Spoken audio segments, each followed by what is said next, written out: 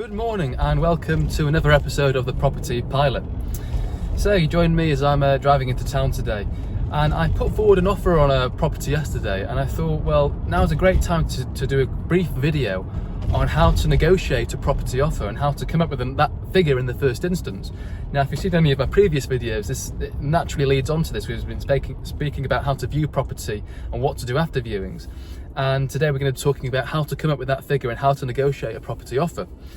Now, I put in, hundreds of property offers, and I've been on both sides, both as a buyer and a seller. And as part of my FTSE 100 role, I actually underwent negotiation training. I think I've always been quite good at negotiation, having had various ventures as a teenager. And I used to go to the markets with my dad when I was a kid. And you know, at the market, you don't pay the price, you obviously barter for it. So here's my kind of 5 tips about how to negotiate a property offer. So number one, we're going to speak more about the strategy, and then we're going to come on to the tips itself. So number one, there's 2 very brief schools of strategies, which really you need to tailor to the actual opportunity itself. The first is where you just go in at the maximum you're willing to pay for this property. And there are pros and cons to this. Now, I would do this if demand is really high, supply is low. You know, for example, in the past couple of years, 2020, 2021 have been really crazy years. Demand has been absolutely unbelievable, and you know, if you viewed a property on a Monday, by the Tuesday it was gone. And that's a time where, you know what, actually going in at your best isn't a bad idea.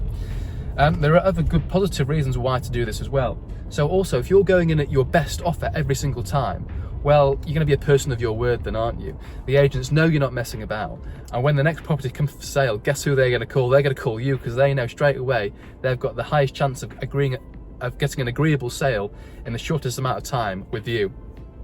So I'd potentially consider doing this in times where we're in a booming environment where demand is high and competition is fierce. However, the other school of thought is to do the step-up strategy, where you obviously go in at a lower figure and slowly increase to the maximum that you're willing to pay for it. Now again, this property strategy is actually best used in most occasions.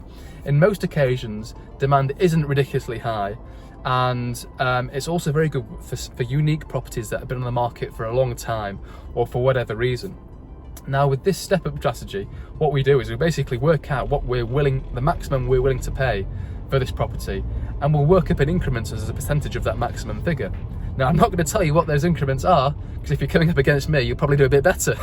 But for those that I coach, I give all my secrets and tips and tricks away in the percentages. And I've had a lot of success doing this in the past. So step-up offers, just to recap, step-up offers are really good most of the time when demand isn't crazy and when properties are somewhat problematic and are taking longer than normal to shift. So on to number 2, time is your friend in negotiation. Really, really important. Again, most of the time is your friend. People who take their time generally tend to come out slightly better when it comes to negotiation. If I use my 2 examples that we've just spoken about previously, you know, when a property's been on the market a while, you know, you don't want to be making quick decisions. You want to be taking your time.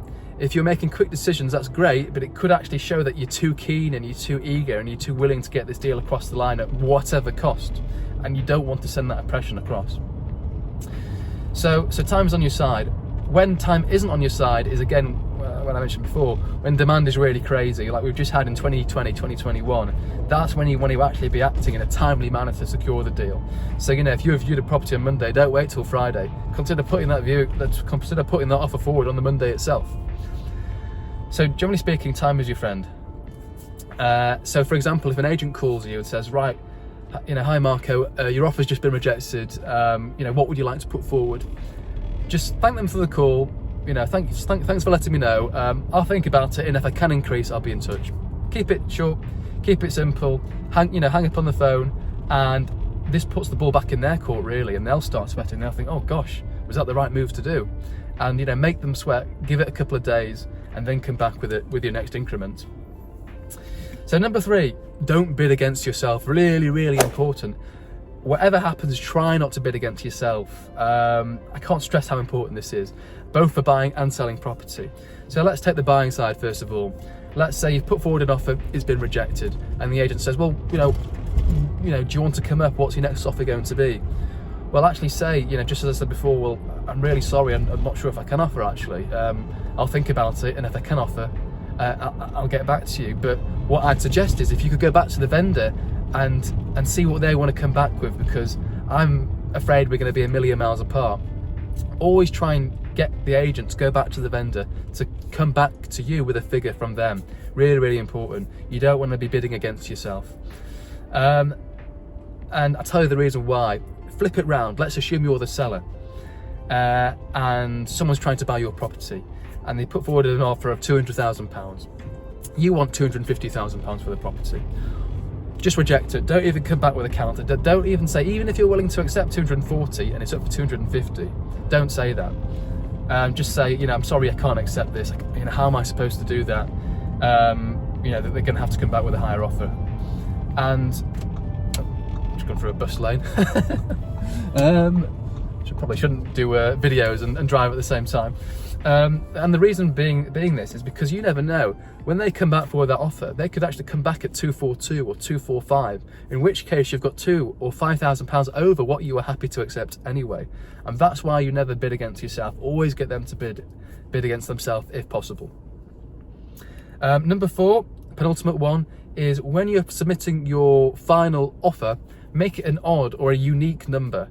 And why do we do this? We do this because we want the vendor to think that we've put lots of thought into this, and literally we're going right down to the last penny in the bank to afford this property.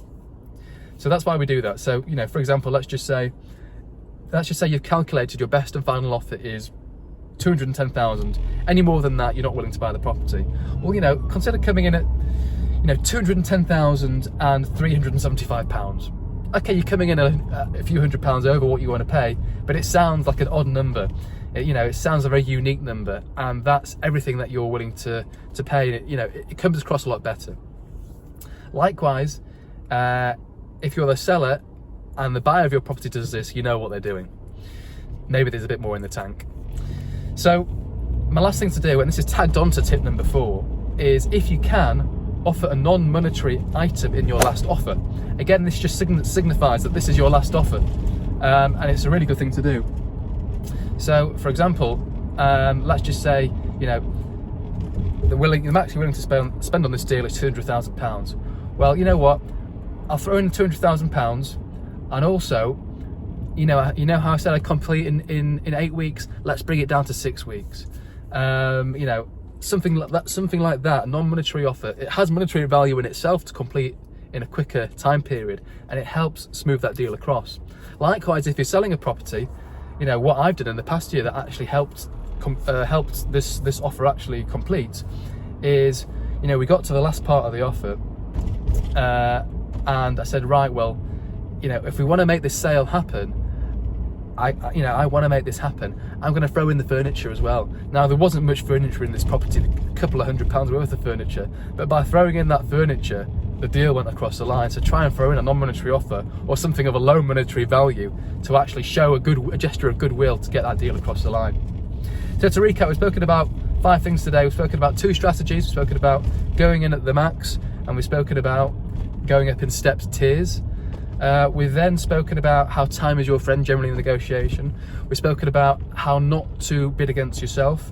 We've then spoken about, I'm repeating myself, how to always end on an odd or a unique number, and then also try and throw in some non-monetary or low monetary value item to get that deal across the line.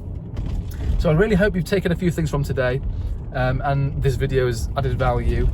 And if you haven't already viewed my other videos, I encourage you to do so. They flow on quite naturally from each other. So in the past we've been speaking about how to view property, and then these offer videos follow on quite nicely. I mean, if you haven't already subscribed, please do so. You know, it really helps this channel grow. It'll help other people see this video and get value too. So enjoy your day.